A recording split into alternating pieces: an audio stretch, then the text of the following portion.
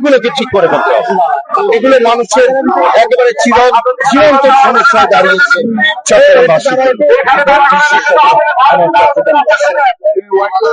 আমার এখানে কর্মসংস্থান, আমার এখানে কিন্তু অনেক এক্সপার্টিস ডেভেলপ করবার জন্য, অর্থাৎ আপনি যে কাজগুলো শিখলে আপনি বিদেশে গিয়ে ভালো চাকরি পাবেন, দেশের ভেতরে আপনি অনেক কন্ট্রিবিউট করতে পারবেন, সেই ধরনের এক্সপার্টিস ডেভেলপ করে দেওয়ার জন্য, স্কিল ডেভেলপমেন্টের জন্য সেন্টার নাই। সেজন্য আমি ইউথ স্কিল ডেভেলপমেন্ট হাব সেটা তৈরি করতে চাই।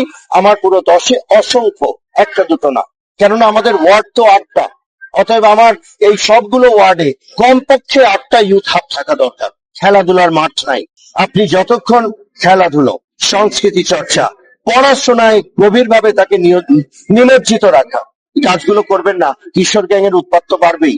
আপনার ছেলে মেয়েরা তো অবশ্যই মাদক সেবনে ধাবিত হবে। অতএব আপনাকে এমন কিছু প্রোডাক্টিভ কনস্ট্রাকটিভ অ্যাক্টিভিটিস দাঁড় করাতে হবে, সমাজে চর্চা থাকতে হবে, যেটার কারণে আপনি খারাপ কাজে মন দেওয়ার সুযোগও পাবেন না।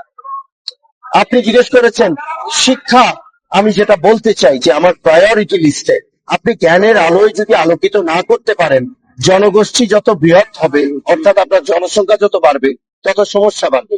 আর যদি খুব সুশিক্ষায় সুশিক্ষিত অথবা অ্যাডাল্ট যারা প্রশিক্ষণ প্রাপ্ত যদি আমরা জনগোষ্ঠী এবং আগামী প্রজন্ম বানাতে পারি, তাহলে জনসংখ্যা যত বাড়বে আমাদের শক্তি তত বাড়বে।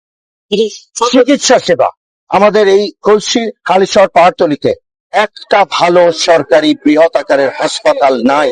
কেন? আমি উত্তর জানি না। 54-55 বছর পার হয়ে গেল, আমাদের এই হাসপাতাল একটা না, সম্ভব হলে একাধিক হাসপাতাল এখানে তৈরি করতে হবে। কলসি হালিশহর পাহাড়তলি এই সমগ্র এলাকার জন্য একাধিক, সেখানে সাশ্রয়ী এবং সার্বজনীন চিকিৎসা সেবা পেতে হবে। এগুলোকে সন্নিবেশিত করেই কিন্তু হেলথ কার্ড, ফ্যামিলি কার্ড করেছেন আমাদের নেতা জনাব তারেক রহমান, ইনশাআল্লাহ আগামী প্রধানমন্ত্রী।